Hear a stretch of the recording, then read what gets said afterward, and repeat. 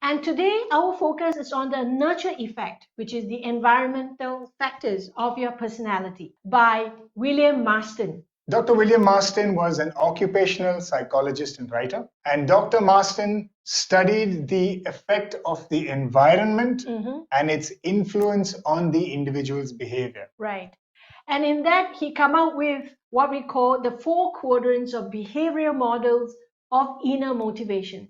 In other words, force factors not only help you understand how the environment have shaped you, whether it supports you or whether it has suppressed you, right? It also helps you to understand that today, in the work that you do or in whatever you do, what actually motivates you. Sometimes you'll find that you are doing something and you don't quite like it, right? And then you don't like what you do, right? What's the reason? Because it has an effect on the motivation. Probably it's not motivating you. Yeah, and we take decisions based on what you want to do, or that's what we call the motivation, the inner motivation. All right.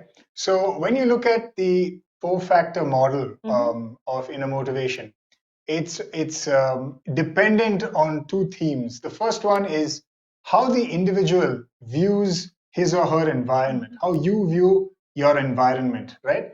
And how you view yourself within this environment, right? So environment and self-perception. Right. So when you will hear us using the word environment very frequently, and when we mention environment, we are not talking about the climate of the environment. We are basically talking about the people around you. So sometimes, most of the time, we refer to the people as your environment. So in his 2 dimensions of external environment or your self-perception is what we call your internal environment. Right. Here he mentioned that I can see my external environment as favorable to me or unfavorable. Yeah, and when I look at myself, I can view myself as more powerful, my perception of myself, or I can view myself as less powerful in that particular environment. Right.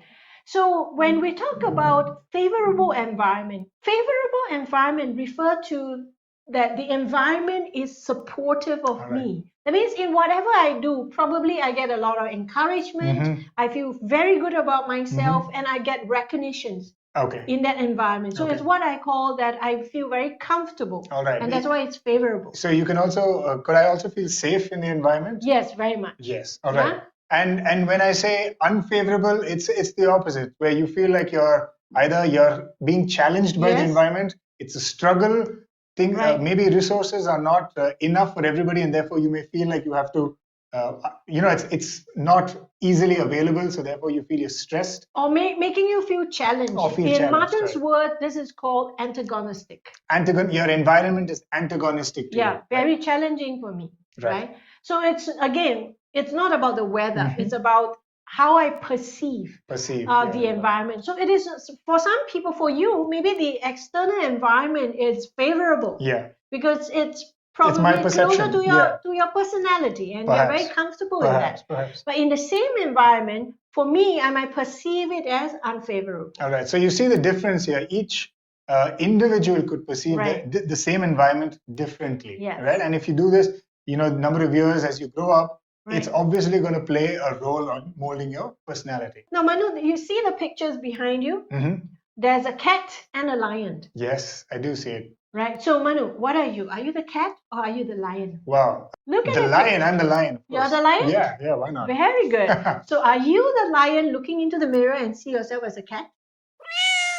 Ooh, I didn't think about that yet. Look at the picture, right? So sometimes I might have a personality like a lion, but when I look at myself in the mirror, I see a cat, right? Or I might have a personality like a cat, or maybe my body size like a cat, but I have the courage like a lion. All right. So it's how we perceive ourselves. So this is what when I see myself like a lion, I feel more powerful. All right. And when I'm feeling more powerful in the environment, I tend to act on. I tend to take charge. I tend to do things confidently. You're in a position, you believe that you can take control of the environment. Take control of the environment. Whereas if you were the lion, say, and you looked into the mirror and you saw a cat, Very simply meaning that you feel less powerful. You hear people saying, like, I would like to help you, but my hands are tied. Yes. Right? You feel constrained, you feel bounded, and you feel compelled to adjust to the environment instead of taking charge and instead control. of taking charge. Yeah. But there are people who could be a lion at home, but a meow at work. True. Or the opposite. Or the opposite. Yeah, so it again depends on the perception of their environment. Their behavior might change. Absolutely. Yeah. Right. When you put Marston's two principles together, the environment, which could be unfavorable or favorable, and the self-perception, which could be more powerful or less powerful, you develop 4 distinct responses. Yes. And a person who sees the environment as unfavorable and perceive himself as more powerful and likely to take on the environment, he or she is likely to develop a C1. We call that C1 controlling response. Right. C1 controlling response. You can see that in your scorecard. And when this person views himself as more powerful but sees the environment as favorable, he or she is likely to develop the C2 or the convincing response. Yes. Right? And less powerful and unfavorable. No, I perceive that my hands are tight and the environment is not very supportive. Right? I'm likely to develop a conforming, a C3 response. Right. And when you see yourself as less powerful, but you view the environment as favorable, right? You are likely to develop the C4 or the consistent response style. Yeah. So what does each one of the C1, C2, C3, C4 means? So when we say C1, it means that a C1 person tends to like to drive and overcome challenge. Okay. And they tend to look for challenges in the environment. Okay. And want to achieve results. That's the inner motivations that they have. Of the controlling person. Of the controlling type. Right. So when you look at the C2, the desire is to win acceptance through popularity. Right? You feel powerful, you think the environment is good, and therefore I want to win over the environment with charm. All right. So there's the desire is to become friends, to win popularity, to be able to persuade. This is where the C2 response desire is coming from. So when we mentioned about the 4 responses just now, right? So the C2 is likely to see are people. Let me give it an example that I feel very confident about myself, and the environment might not be favorable for you. When I say environment, it could be maybe your parents. To you, it's very difficult to convince, or maybe you have a very tough boss, right? But for the C2 individual who sees himself as very confident, powerful, and the environment is favorable, they are likely to say, no problem. If you have problems speaking to these people, let me do it for you. Right? A C2 person has a lot of confidence to convince any person. That's the belief. That's the belief is I can win over the situation. Right? Because of my confidence and because of my ability to persuade. They can even convince the crow up on the tree and tell the crow that it's white, and the crow might even believe them. Okay, that's the confidence they have in influencing people. Now, the controlling, on the other hand, tends to challenge. Right? It's what we look for, and they look for challenges. Right.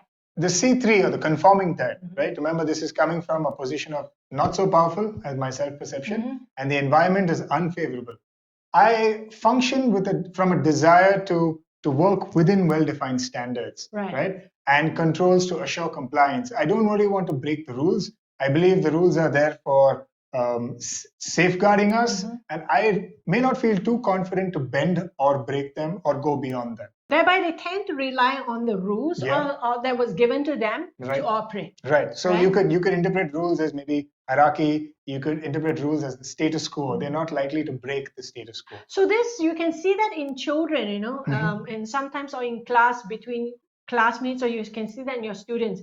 Who say so? No, I'm going to tell mommy. Mommy is, mommy told us not to do this. Mommy told us not to do that.